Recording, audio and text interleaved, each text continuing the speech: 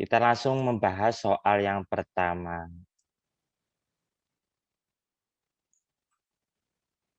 Soal yang nomor pertama ini kayak baca soal koran gitu ya. Jadi narasinya panjang. Biasanya kalau soal olimpiade pun juga narasinya panjang ya.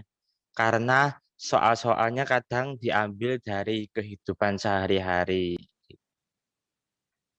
Ini soal nomor satu. Ada yang melompati soal nomor ini, ada juga yang langsung mengerjakan nomor satu. Nah, ini itu sebenarnya adalah penerapan hukum Newton tentang gerak ya. Contoh kasusnya dalam kehidupan sehari-hari. Nah, ini teman-teman bisa baca, tapi sebenarnya poin pentingnya itu dimulai dari kalimat ketiga sebenarnya ya. Yang kontekstualnya itu ada di kalimat tiga dan seterusnya. Kalimat pertama itu sebagai pengenalan alat ini dalam kehidupan sehari-hari untuk apa sih? Kita menyebutnya sebagai camp mechanism ya. Nah, atau sebenarnya ini adalah salah satu contoh dari yang istilahnya pesawat sederhana. Ya, dari semua pesawat sederhana tujuannya dibuat pesawat sederhana adalah untuk meringankan pekerjaan manusia. Contohnya seperti ini.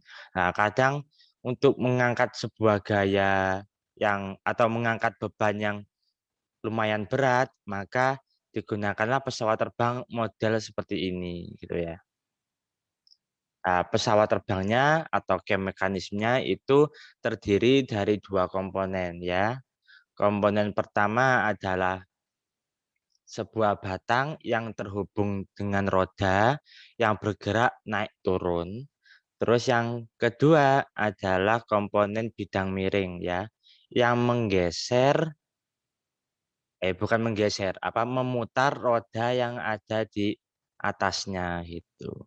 Jadi kalau bisa dibayangkan ya, kalau si bidang miringnya itu kita dorong ke arah kiri dengan gaya F, maka si batang yang ada di atas permukaan bidang miring tersebut akan naik gitu ya. Gitu ya.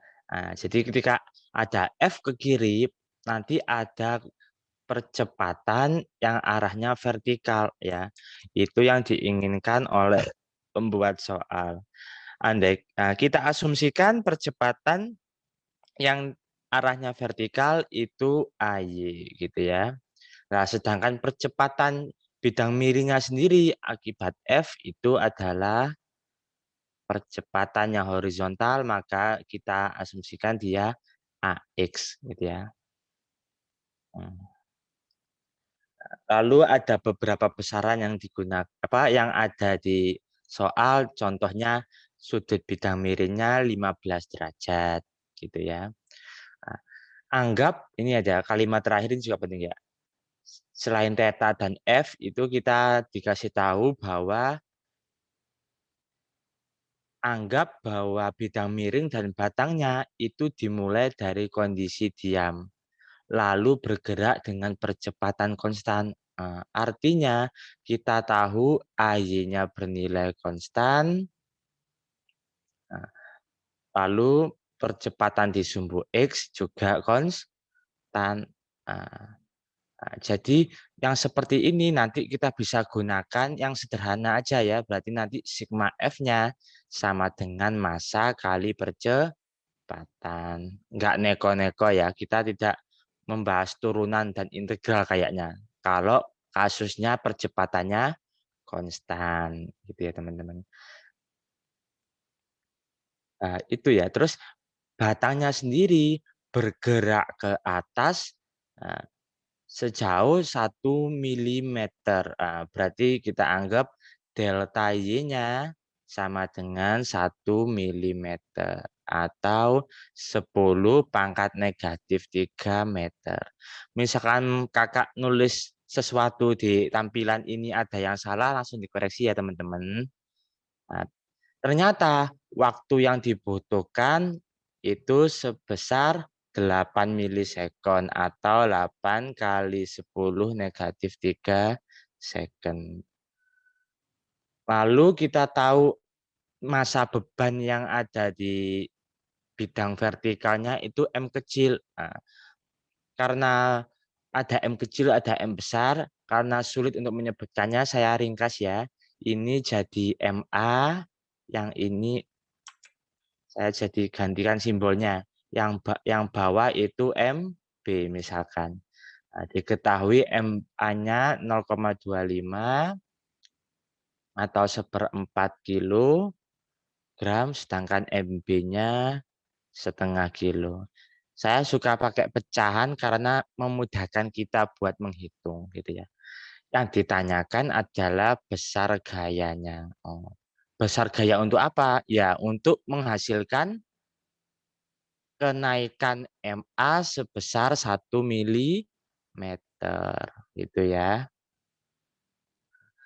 Kalau soal yang seperti ini ya, selain kita menggambarkan arah percepatan, nah, penting juga kita menggambarkan gaya-gaya yang bekerja di masing-masing objek. Bisa teman-teman gambar langsung di gambar yang disediakan, atau teman-teman menggambarkan menggunakan diagram gaya bebas. Apa itu diagram gaya bebas? Jadi objek yang kita mau gambarkan cukup digambarkan sebagai titik gitu ya. Nah, sekarang kita bahas yang bidang miring terlebih dahulu. Bidang miring. Nah, pada bidang miring ya, pertama gaya yang bekerja sudah otomatis adalah gaya dorong yang kita berikan F ke arah kiri. Setelah itu apa teman-teman? Ada gaya apa lagi?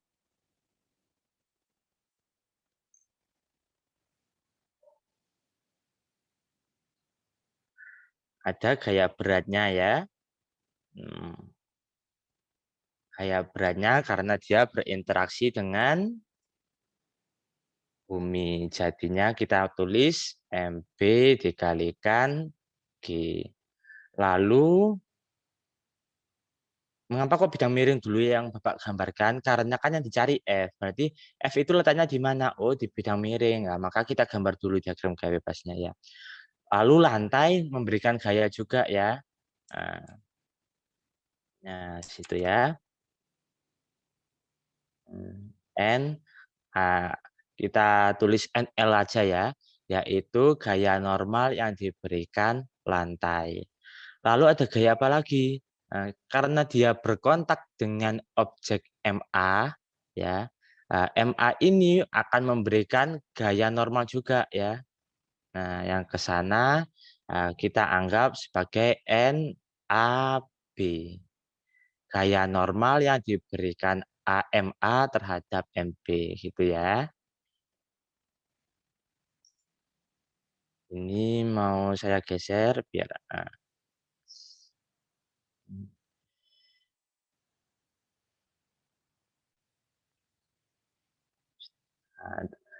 lalu otomatis karena kita mau mencari F, lalu kan di sini kita diberitahu kalau percepatannya itu ke arah kiri ya. Percepatan pada sumbu X-nya ke arah kiri. Maka kita mengerjakan resultan gaya yang bekerja pada sumbu X gitu ya. Nah, berarti kita uraikan dulu NAB ini ke sumbu horizontalnya seperti apa. Kira-kira teman-teman nanti kalau yang diambil komponen horizontalnya NAB ini kita kalikan cos atau sinus teman-teman.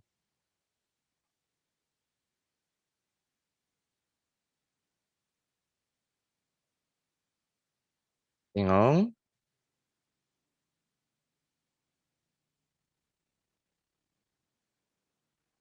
Nah, kalau bingung kita coba lihat, kita gambarkan aja ya. Ada segitiga. Nah, gaya normalnya kan harus tegak lurus ya. Tegak lurus di sini kan N A B. Di sini theta, Nah, maka ini pasti bernilai theta juga. Ya, karena ini kan berjumlah 90, sedang ini juga berjumlah 90, artinya yang ini juga theta.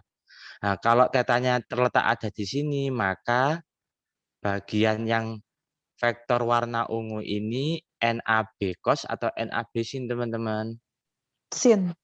Sin.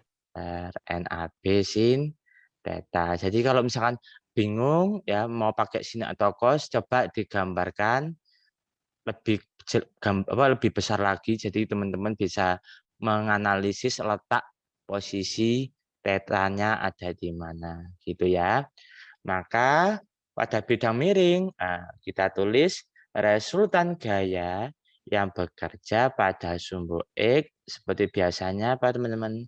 MB dikali percepatan di sumbu X gitu ya. Gaya yang bekerja berarti yang searah dengan percepatan dibuat positif, berarti F dikurangi NAB sinus theta.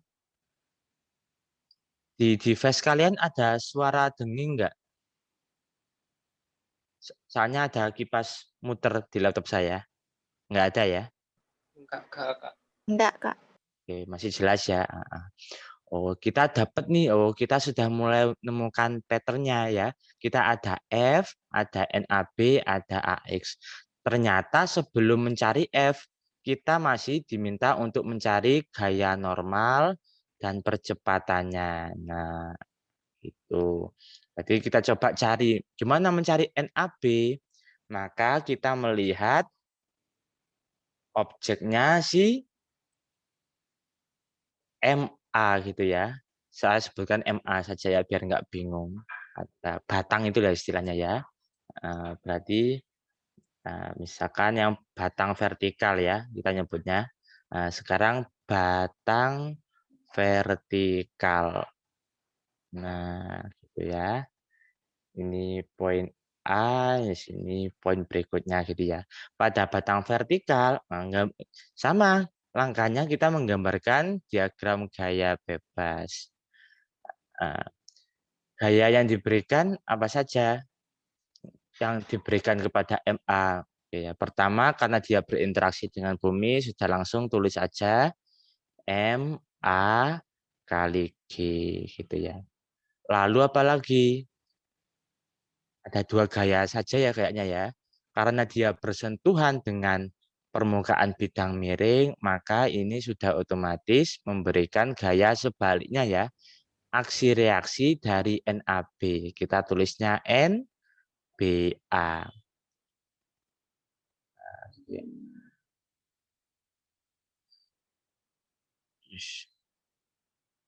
Aduh.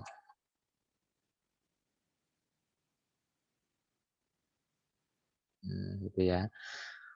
Karena bergeraknya ke sumbu vertikal dengan percepatan AY saja, yang berarti kan soalnya soal gampang ya, Rek. Tapi ini real dalam kehidupan sehari-hari ada. Maka nanti kita menguraikan ya, menguraikan NBA ini ke sumbu vertikal. Kira-kira dikalikan cos atau sinus, teman-teman?